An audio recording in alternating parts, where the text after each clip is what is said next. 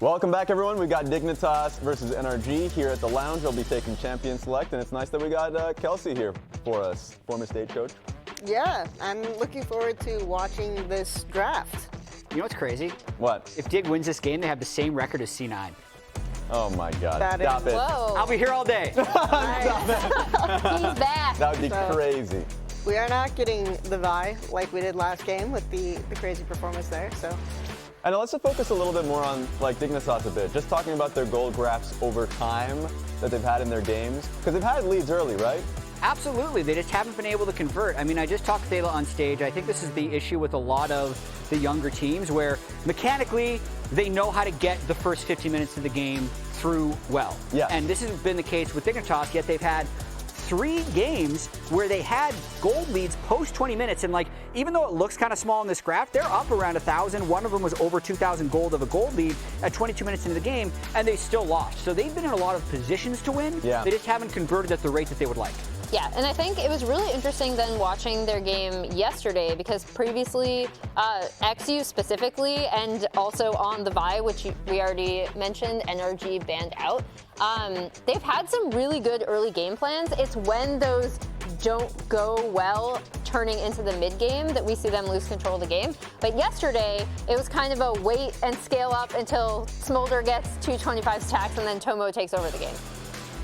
The Ivern hover, absolutely excellent. I mean, Contractz is one of the best Iverns that we've had, so we'll see if this gets locked in or not. But I mean, if eXyu is willing to pull it out too, I think that's a big boon for Dig's draft. Yeah, and just taking a look quickly at the gold share there, it did show that a larger percentage of the gold does go towards Tomo, which does mean, like you mentioned, Smolder, that is going to be a focus. If you're putting the gold into Tomo's hands, he's going to go towards the hyper carry, and he's been playing well. Him and Isles have been having great laning phases.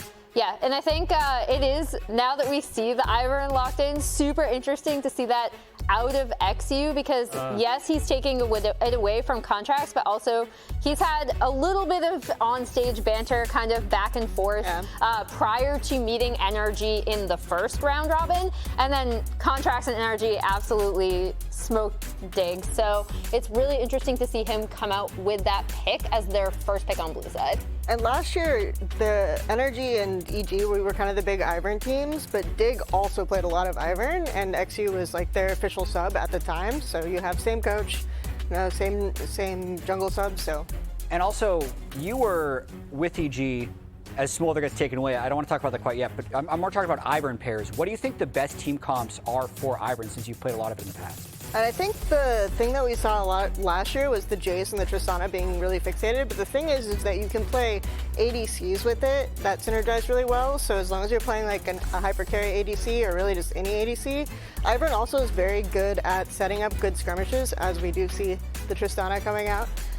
Really good at setting skirmishes in any lane and just letting the laner kind of 1v2. So pairings can be really flexible, honestly.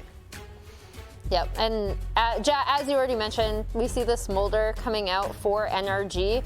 A little bit different than kind of the bot lanes that we've typically been seeing FBI and Huhi play. There better be good games. There better be good games. Game 1 was great. Game 1 was great. True. Game 2, I mean, look, we got the Tristana Ivern, we got a Smolder coming out. Like, it looks like it's going to be good. And we've seen 2 Smolders in the LCS, 1 win, 1 loss. I think FBI might have different tech. I know Azael's been talking about it a lot, but there are 2 different ways to play Smolder. There's the AD carry auto attack based one, and then there's the one where you go Spear of Sojin and then go Riftmaker Leandries, and it's a bit more of a caster.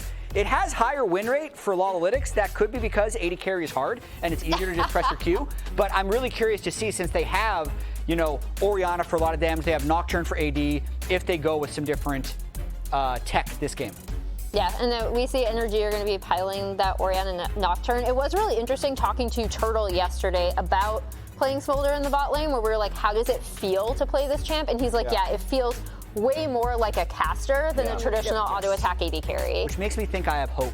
So if I ever play the solo queue, I'm 100% going the Sojin build. Okay. I cannot auto attack move. I feel like the other more viable build has just been, I've been seeing a lot more Trinity Force builds. So, you're right. I feel like more HP within the build is just the way to kind of survive the early portions of the game. And if you can do that, then you're just a demon. So interested to see how that goes. Right now, we've got the combo locked in for NRG, the Orianna Nocturne combo. So I like this because what makes life so much easier for Smolder is if you already have a different threat that the enemy team has to really focus on. So it's going to be interesting how they actually end up diving into or past Ivern and Nautilus. I think that combo is going to be a little harder, or at least following up on that combo. Also, if you're going for kind of the Smolder with maybe a less strong laning phase, having like a Nocturne really deters invades and stuff like that, just because you don't want to 1v1 a Nocturne when he's chasing you out of his jungle. Yeah. So I do like that idea of going with that combo when you're going to play the Smolder. That makes sense to me. And even though it's like a newer combination that we're seeing from NRG, I think the Orianna has been so good for Palafox. They have been on a bit of a losing streak, 3 games in a row. And just hearing from NRG's side how there have just been a little bit more like arguments, I guess. Talkative team. Talkative team. They were an argumentative team last split, but obviously with more hardships, and you face in Huhi, who's generally been somebody that has been, not poking the bear, but he wants to put the problems out in the open so they can resolve that.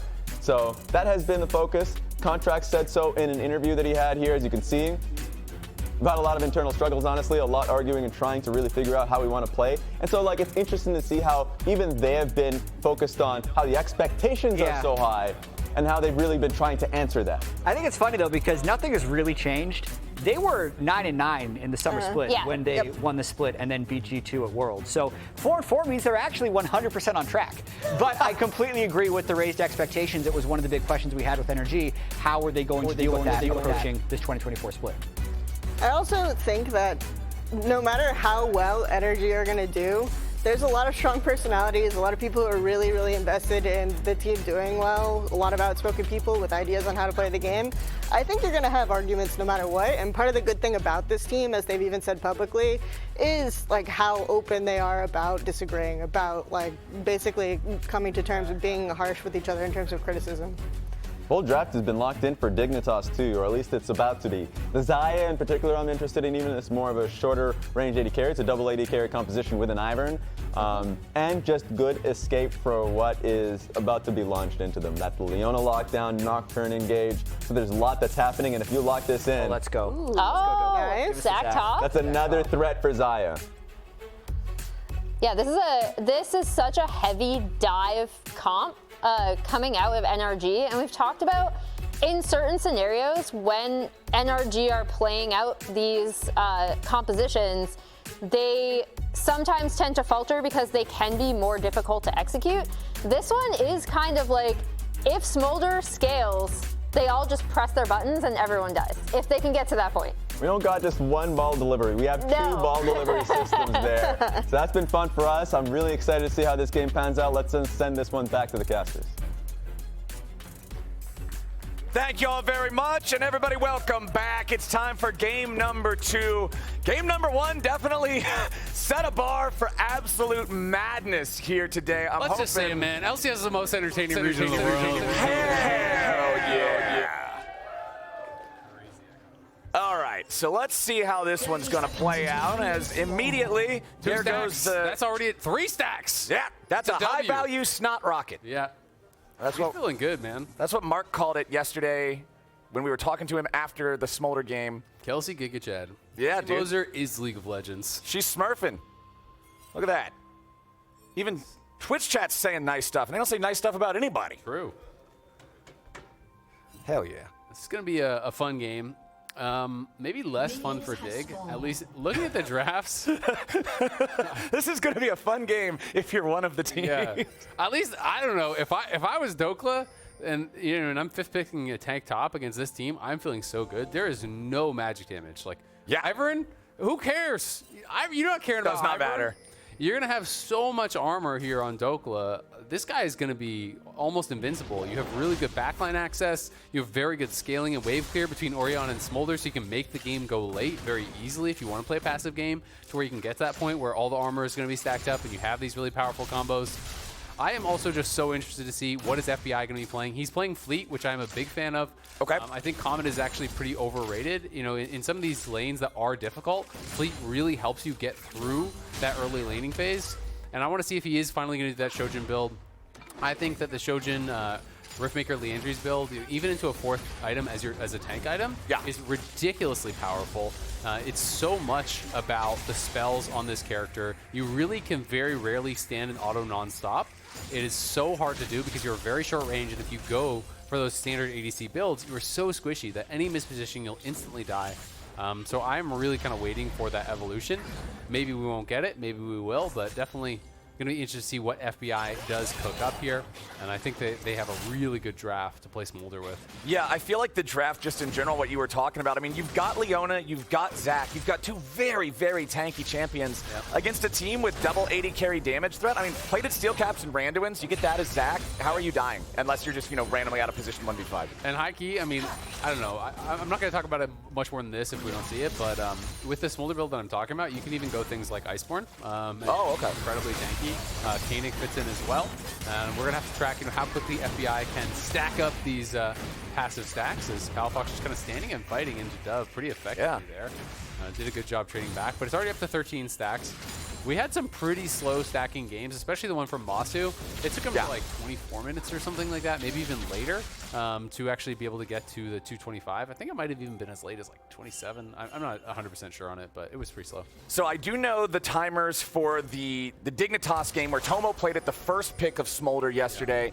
It was 25 stacks at about 6 minutes. 225. No, all of them. Yeah, so 25 stacks at 6 minutes, then 16:45 was where he got the second evolution at 125. And then he hit the big 225 power spike at 23 minutes into the game.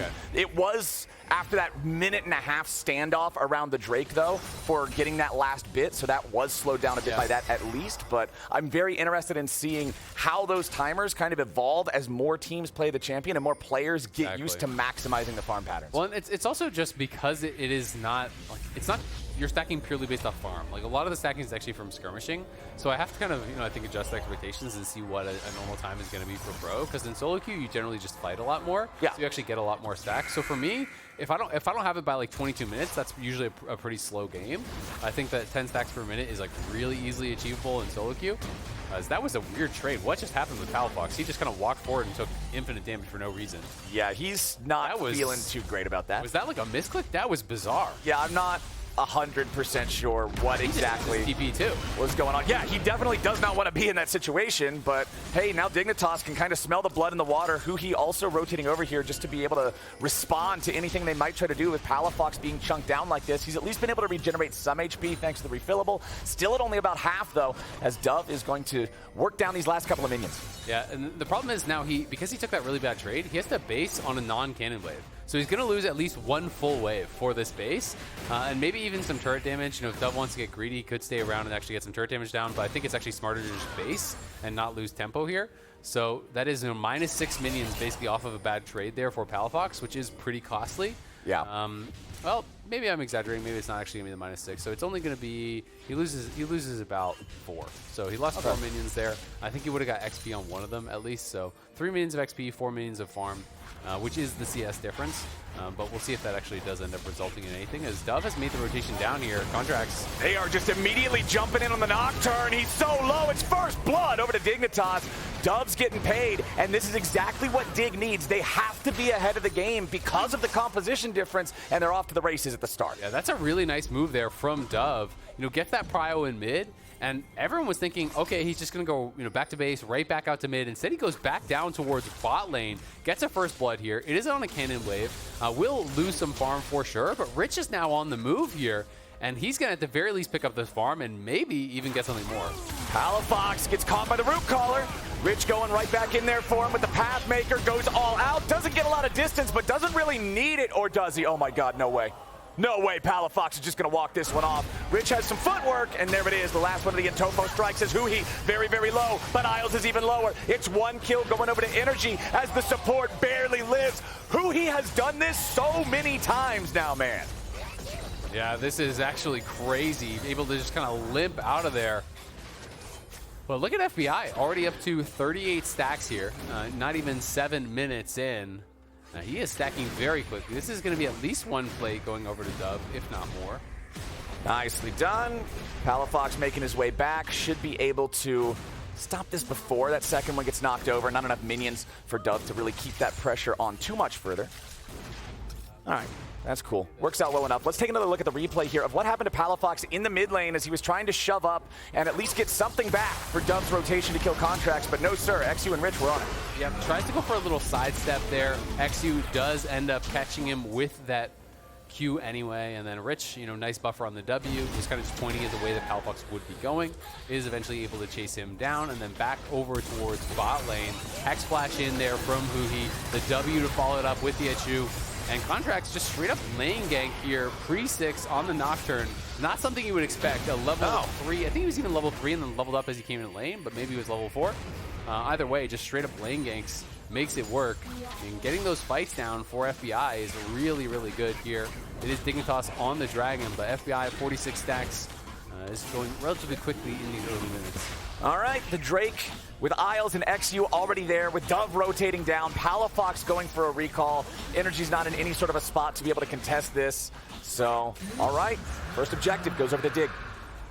We have to talk a little bit about NRG. This team had a pretty hot start. Expectations were that they were going to have actually a slow start. Then they came out the gates, looked really, really good. But these last 3 games, it has been 3 straight losses for them. And they have been kind of having some of those struggles that I think people thought they might have had earlier. And now they're running into them. So they're going to have to really do some kind of problem solving and figure out, how do they want to play this game? There has been discussions. We saw the quote from Contractz earlier about, who he comes in. He's kind of leader of his team on Golden Guardians. He has one very clear view on how he wants to play the game. The rest of the team obviously had a bit of a different view. And so they're trying to really kind of figure out, how do we want to play the game? What is going to be our goal in these games? And how to make that work? Well, Dhokla immediately popping the flash, recognizing that he cannot be forced under the turret by the Cassante or there's no way out. But now he's still stuck in the 1v1. Rich with the all-out, doing plenty of damage to him. Dhokla knows that you don't really win this as a tank against Cassante. You're just going to have to wait until that ulti fades. And so Rich's timer will run out very swiftly as eXyu ready to make another entry, this time into the top lane, but Dhokla's just going to fall back to the turret before it can happen. Yeah, Rich is doing a really good job, though. I mean, he's going to be slightly behind on farm, but he made that roam towards mid lane and got a kill for it, so going to be feeling good about it. Zach, you're not going to be taking Cassante down during his all-out in a straight 100-0 fight, but what Zach can do is, A, he has no mana cost, so you can kind of wear people down, and you have so much sustain in the kit when you're constantly hitting these abilities on the wave that allows you to slowly grind down your opponents and win out lanes in that way. The amount of sustain this guy has is just ridiculous, and you can go for some of these kind of like AP hybrid builds, which can be quite strong. I don't think this is the game for it when there's so much physical damage on the other side. I think you should just go full tank. Right. But Zach is incredibly powerful these days as solo lanes, both mid and top. He's solid in jungle as well. You can even play him support, so I think it is definitely one of the strongest champions in the game right now. Very, very strong stuff. Still about a 700 gold lead for Dignitas. That's been the story of things here for the past few minutes. The Grubs are still alive on the map. You can see at the top there, the only neutral objective taken so far this game was just that single elemental Drake. Very low Grub priority for both teams. Yeah, no one has really been playing towards it whatsoever. Maybe just feeling like, hey, we need to be playing around bot lane, covering around bot lane. But it is going to be Rich up on that top side. Takes one play, almost gets a second, so he has been doing really good up here. You can see first major item now completed for Dove. He got that first blood, so do get the acceleration. One grub going to be taken here by eXyu, but Ivern does not take the grubs very well whatsoever, so it's just going to take the one and kind of just walk away. Yep.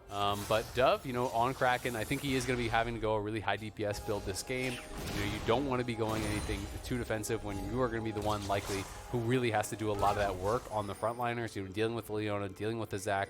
And Tristana can do that. If you go in towards early LBR, PD, etc., you go for these really high DPS builds.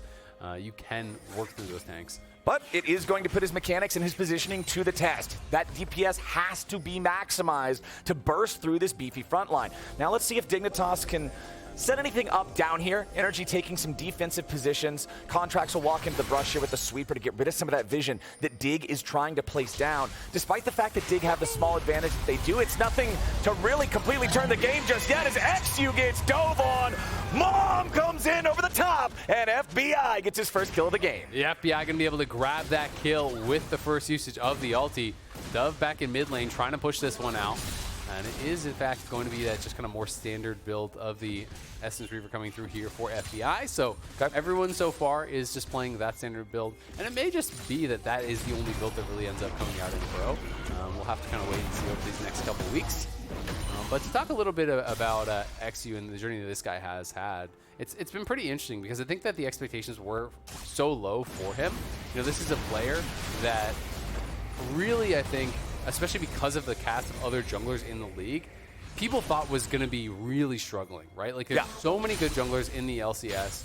He came up through collegiate into amateur, you know, with Cloud9, and then has been playing for Dignitas for a while now. You know, spent a lot of time with the Dignitas coaches as well, being able to watch the LCS games, talk through the situations last year, being able to kind of understand how they felt the jungler should be playing in all different situations. And I think it's kind of given him a bit of a leg up because it feels like he really has looked way stronger than people were expecting. He's looked more confident, you know, even when things are going wrong.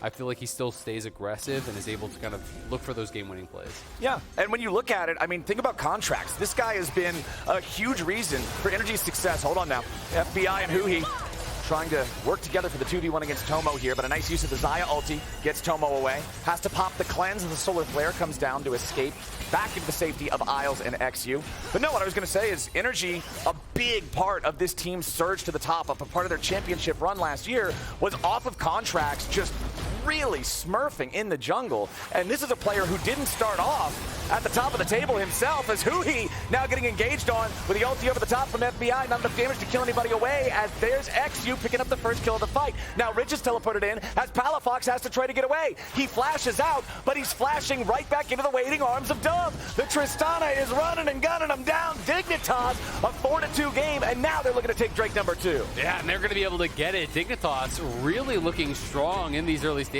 I love what NRG have drafted, but they've just been getting straight up outplayed in the early stages. Dove has been kind of dominating in the mid lane, which is pretty unexpected. Made that roam down towards bot off of Palafox, taking what was just a horrible trade. You're not even really a trade. He was just kind of getting beat up and not doing any damage back, but ends up having to take a weird base. That gives Dove prio. He moves down to bot, gets first blood off that, gets another kill here, has been pushing in, has taken multiple plates, and they are setting themselves up for success as Huhi was moving over into the river. This was warded out. He gets nailed on the binding there by eXyu. The ulti is placed pretty darn well here from FBI as they're trying to go forward, trying to take down Tomo, but with Ivern behind him, you need an overwhelming amount of damage to be able to actually kill him off. Then Palafox arrives, and Dove is just there waiting for him. Yeah. Steps forward, gets an easy kill, gets some more damage down on the turret board, back to live. Dove trying to get away as Palafox, Contractz, and Huhi all find the Tristana, and Contractz collects the bounty. Now eXyu and Isles are trying to buy enough time for Tomo to jump in, as Huhi's got to be careful. He's here on the front line, but it's a 4-man play coming out from Dig. Isles is ready to lock down Palafox too, and now you got Rich going all out. Palafox can't get away just yet. One more hit will do it. And even a play that starts off with a pick on the fed Tristana still goes the way of Dignitas. Yeah, it goes the way of Dignitas once again here. FBI, you know, he is not with the team. It's just Palafox. So with the ulti down on Nocturne, with Palafox getting focused, there's not really a lot of pressure coming out from the NRG squad. Rich just goes all out, focuses that one threat that really was remaining, and is able to kill him off. So Dignitas putting themselves into a great spot. They're now nearly 3,000 gold ahead. They're dominating the objective game as well.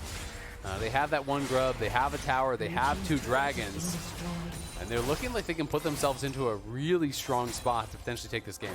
We talked about how Ivern's bad at taking grubs, so he just took the one and dipped. That's the only grub that anybody got the whole game, so still ends up working out for him. FBI, 121 stacks. So let's see, still in the jungle, trying to pick up the next few of them. He'll hit that mark around 16.5 minutes or so to have more AoE, be able to stack up the remaining 100 stacks that much quicker. And like you already said, those low 20-minute marks are really what you're hoping for here. Yeah, exactly. And so far, so good. You know, I would say, you know, generally throughout the game, it does ramp up how quickly you're stacking because obviously you get more CDR, which makes it easier and easier to get. He's already at that 125 mark. You know, hit that about 16 minutes, so that's pretty good. Yeah. What was the timing that? Yesterday's was in the game where Tomo played it. He got 125 at 16:45. Okay. So about 45 seconds faster. Yeah, that's pretty good. And he has the CDR boots. Does have the Essence Reaper as well.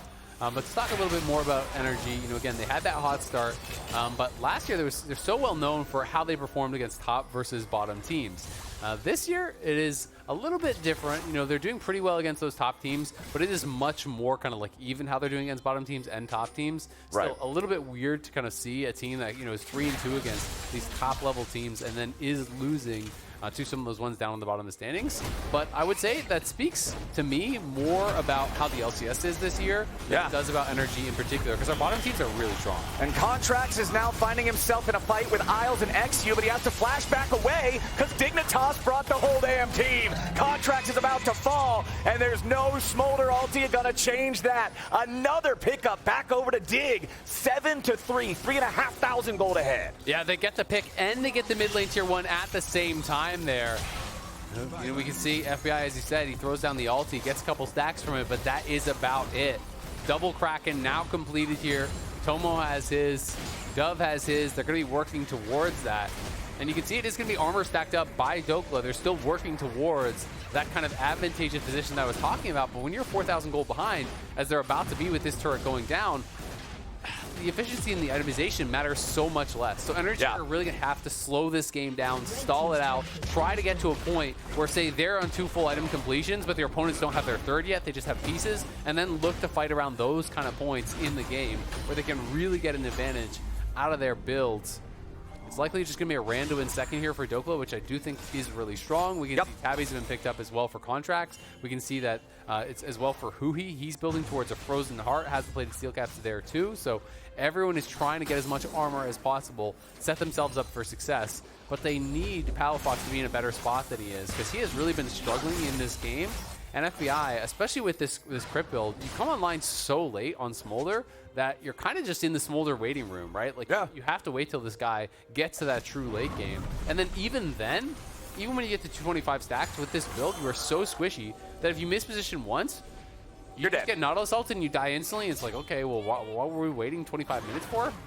Yeah, I feel like we really need to see Palafox step up. This has been a pretty underwhelming game from him all the way back into the laning phase where he was taking the trades for no reason, then trying to get involved in the bottom side river fights and just getting picked off by Dove. Honestly, Dove's been making him look pretty silly this game. He has. Dove has been playing really, really well, and that kind of goes back to that earlier point where it's just our bottom teams are no joke. You know, yes, there is the top teams versus the bottom teams. We saw the record for NRG. You know, they're 1 and 2 against those bottom teams. But Dignitas, Shopify, these teams that were at the bottom of the standings after that first round robin are taking down teams left and right. They are beating good squads. You know, Shopify has taken down NRG, C9, and FlyQuest now, and they're considered one of our bottom teams, right? Like, the reality is there are no freebies in the league this year whatsoever, which has made the games really fun to watch because there's no game that you can go into and say with certainty who is going to win. Yeah, I mean, you can just tell it from the overall scores at the top of the screen, right? NRG, our reigning champions of the LCS, are 1 game apart from Dignitas, who almost everybody had ranked either bottom or right next to the bottom. Like, that's an insane amount of parity. Also worth noting that Dignitas is now on that soul point. They just picked it up. It is a Cloud Soul, so tons of bonus power through that extra move speed. We were just talking about this the other day in a game that we were playing. Yeah, people always think about the extra move speed on ulti cast, like the proc, how good that is, but just base 20% move speed in League of Legends is nuts on anybody. Exactly. I mean, there's a reason that people rush tier 2 boots in so many of these matchups. Move speed, I think, also scales with skill better than probably any other stat, because if you are really good at the game, you can utilize move speed. It's not just about chasing down or kiting out, it's about sidestepping abilities, sidestepping skill shots, avoiding these types of things. It really lets you play to the highest degrees, which is honestly one of the biggest reasons. You know, range and move speed to me are the 2 most powerful stats in the game. That's why Zeri has been OP in pro forever. And that's why, you know, we see it dominate, is because when you give players at the highest level the ability to move faster than their opponents and hit them from further than they can, it's like, well, there's not a lot of answering. It's a pretty uninteractive game state for the person on the receiving end of those shots, as we do have the synced up builds for Dove and Tomo, as they both have the Kraken Slayer, both now completing the Navori Quick Blades as the second item, both very, very strong at this juncture. And now I'm interested to see, you know, will they go kind of what's more standard? A lot of people would just go like BT and stuff here, or will they just go LDR? Because I really do think you need to start building towards that armor pen. There's already a lot of armor being built up. I wouldn't be shocked if Contractz even goes towards like a Death Dance or something from here, like something with some armor, to just be able to kind of get that efficiency. And I think you need to start kind of itemizing for that, right? Because if you're getting to 3-4 items and you don't have that armor pen to deal with these frontliners, they are really going to become problematic. The other side of that coin is sometimes people make the argument of like, well, we're just going to fight past them. We're not going to be hitting them. We're going to be looking for targets. But that generally isn't how things work out. So we'll see. As Dignitas moving over here to the Baron, they have double AD carry. they have this Ivern who can kind of help to make this pretty safe to take, you know, with the shields, with Daisy to tank it up. So that is a big threat, and NRG are going to have to be watching for it.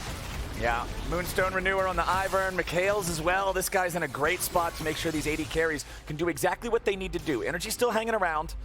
Dignitas, they're in the spot where they have to keep this pressure alive, but you also don't just want to give them some goofy freebie, coin flip a Baron for no reason. What do you think is the best strategy for Dignitas right now to do that? I mean, I think it's push out, and I think it's prep for the next dragon, right? Like, okay. I don't think you need to flip a Baron. I think if NRG are getting lazy, then attempting a two-man Baron, there's nothing wrong with that because you can maybe sneak one away. But definitely don't take anything too risky. Look to play for this next dragon because if you get Soul there, that is really big. I think that's a massive part of their win condition. So, one thing about that next dragon, it's spawning in about a minute and a half, but if you look at FBI's stacks, 208. He should be able to get, give him everything. He needs those 17 stacks by the time this Drake arrives. Yep, and there they go. They just gave him a couple of those mini Raptors. You know, you can give mini Raptors, you can give mini Krugs. There's lots of ways to optimize there. Obviously, Nocturne still needs farm, so have to keep that in mind. But you can, you know, very easily one-shot the back line with a W and a Q, and he's just prepping these, obviously, so he gets all 6 of those stacks. And maybe going to go up towards Krug, see if he can grab that as well. But it's Dignitas again here on the Baron trying to force the hand of NRG. Yeah, as soon as they see NRG moving over towards it, they don't hard commit. Smolder still needs 9 more stacks to hit that 225 sweet spot. NRG trying to respond, get ready to answer this Baron. It's down to 7,000 HP.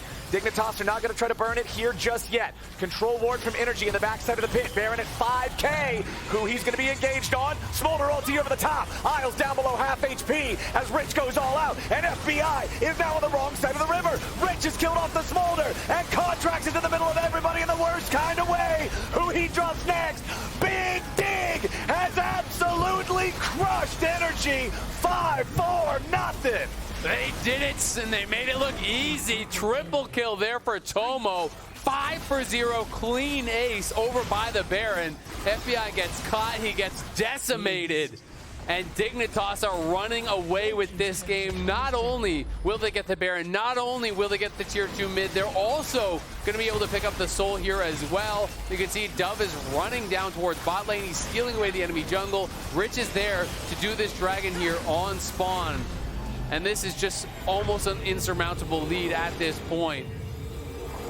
Man, we were joking around at the start about how this was only going to be fun for NRG. I don't think they're having a lot of fun with plays like these. They are not having a lot of fun in this one whatsoever. We can see it one more time. Huhi stepping forward. They can't really funnel into this corridor because look at the ulti coming out there from the Xayah, setting up the feathers. They can't chase in, but then it's all about Rich. Gets in on FBI. As soon as he gets pulled in, he pops both thumbs, tries to go over the wall, but you just get burst down instantly. You are so short range with the auto attacks. You are so vulnerable with this style of build, and that is one of the most difficult things about this champion. If you're going to go this style, he gets punished very, very heavily. As soon as he's down, they have really no hope, as Palafox is just way too behind to really make much of a difference in this one. Yeah, we talked about NRG losing the last 3 games in a row. If this one goes how you would expect, that's a 4-game slide for a team that had an incredible performance last summer. Absolutely, and this is a really ugly game. I mean, this is a tough one, I think, you know, for NRG, because it feels like you're going up against one of those kind of expected wins, you know, up against the bottom team. But not only that, they're kind of just losing from the word go. You know, your mid laner's getting blown out. They're not really coordinating well in these team fights. Their setups aren't great. You're losing every objective. Like, everything is kind of just going bad for them. Well done there from Rich. Decides to take the Zac Express all the way back to safety, and considering NRG sent 3 different players into mid lane to stop him, the rest of Dignitas now up here on the top side. Contractz wants to go for the dive, but that's Xayah. It just ain't gonna work. Tomo puts a feather through his heart, and immediately Dhokla gets locked down as he tries to ready the elastic slingshot. Now Rich has made his entrance back into the fight as Huhi's in trouble. Dove jumps over the wall and continues auto-attacking. Dhokla's trying to bounce, but the only place he's bouncing to is straight back into the fountain. himself keeps going forward, and Palafox has to retreat. Dignitas is taking no prisoners. Dignitas are crushing NRG. Dove just hops in. Buster shots FBI out. The only threat on the team. They knock down the Zac, and they're pushing for the Nexus. There they go. It's a 3v5 for Energy as Rich and the rest of Dignitas keep this push going. First Nexus turret already down. Palafox back onto the stairs of the fountain. Dignitas keeping that push going. Nexus, half HP. Contractz trying to threaten Dove. FBI grabs a kill on Isles, but the game is over. 14-4. Dignitas take it. Massive win here for Dignitas, and with that, they're going to pull even with Energy in the standings. Both of these teams will move to 4 and 5. That is 4 straight losses now, I believe, for Energy. And a couple of wins here for Dignitas. They have been picking up some steam, looking stronger and stronger. They get the win here against Energy. They look really dominant in it as well. This is a 14-4 game with Soul, a Baron, a Grub, and a Nexus in 27 minutes. That's a stomp. It was an absolute destruction of Energy, and the mid lane still. I am scratching my head at what happened to Palafox this game. I just felt like he never really found his footing. You said that, you know, it was from the word go for the whole team of Energy. They fell behind, but for me, Palafox in particular, the mid gap this game was not something that you can really play in most situations. No, especially because Palafox is usually one of those guys. You know, we think back even to last year, Energy was not good in the regular season at all, but Palafox was one of the guys who was always performing, it felt like, who was really playing at the top. But a rough day for him and for Energy. They're going to have to look to bounce back after our break. Yeah, and hey, a reminder to all y'all, Fantasy LCS is happening on Sleeper. Not too late to sign up and start a league with your friends, then crush their dreams with your own LCS super team. You can head on over to sleeper.com or sleeper.app to give it a try. There's all sorts of opportunity for crazy fantasy plays, I would have to assume. With the state of the league right now, everything is up in the air. Anybody can beat anybody. It's been a good time, and now it's time to join Kelsey and eXyu on stage for an interview. Thank you so much, Flowers. I am here today with eXyu, the victorious jungler from Dignitas. He was just telling me, that it's been how many years since Dignitas has had a 2-0 week? Our manager was saying he had a Facebook memory from 6 years ago today was his last 2-0 week. So, I mean, I'm just happy we got a 2-0 here. And that's excellent. And definitely for you, how does it feel going 2-0 here? Like, what kind of momentum do you feel like gives the team? I mean, I think it's deserved. I think, you know, the last few weeks we had a lot of throws. And I think after yesterday where we won when we were behind, I think now we're going to be a really solid team because we can win behind and we can win ahead. So, like, nice. We'll be good. I also noticed the Ivern. Obviously, people kind of associate that with Energy and Contractz, but Dig actually played that a lot last year, and you were subbing for the team during that time. So any Ivern insight that you kind of have been able to impart or glean? Well, Mabry just told me to hit Q, and in scrims I didn't hit Q, so he was getting nervous. But today I hit a lot of Qs, so hopefully he's proud. Yeah, some of my favorite Qs were on enemy wolf camps, so it was very, very solid. All right, so I think what's very interesting coming up is we are going into a break. Is there anything that you guys have kind of planned or anticipated doing to like help your practice during the break? I think we're taking 2 days off, and we're scrimming on Valentine's Day because our whole team is single except me, so that's unfortunate. But we chose the worst days to take off, but that's okay. Yeah, I think we're taking 2 days off. We're just going to scrim, and then, yeah, it'll be pretty normal. All right. Thank you so much, eXyu, and congrats again. Have a great break, and we're going to go to up next, Team Liquid Honda versus Shopify Rebellion, and as we go to break, let's check in with our friends from, of course, North American Challengers League. We're the LCS Challengers League. We're the future of the LCS. We're Challengers League. We change our name and format every 2 years. I wonder what the next one's gonna be. We're Challengers League. Of course we play Best in Racing and Fearless Trap. We're Challengers League. Of course we have pauses too, but ours are fire alarms. We're Challengers League. Who should actually win this year? We're Challengers League. We play every single weekend, even if LCS takes off. We're Challengers League. Our Twitch stream has a sub button. We're Challengers League. FlyQuest, also #1 right now. We're Challengers League, and we're taking over the Riot Games arena.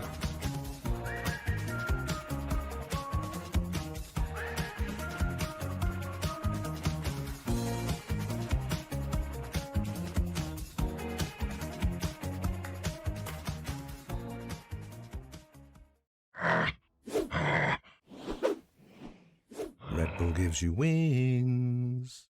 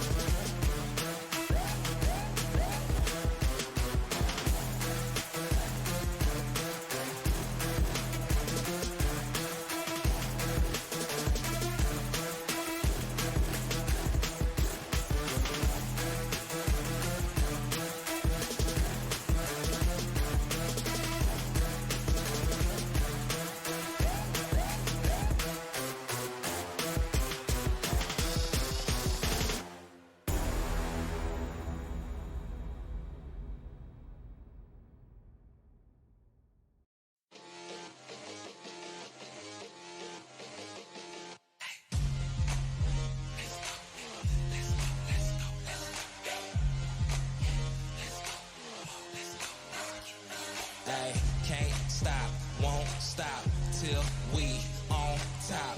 Quit, I think not. Coming hot for the #1 spot, yeah. No key, got the game on lock, ayy. Big threes when I take my shot, ayy. On the rise and we ain't gon' drop on the grind. It's our time, just watch. If you want it, you can get it. Life gets hard, but don't you let it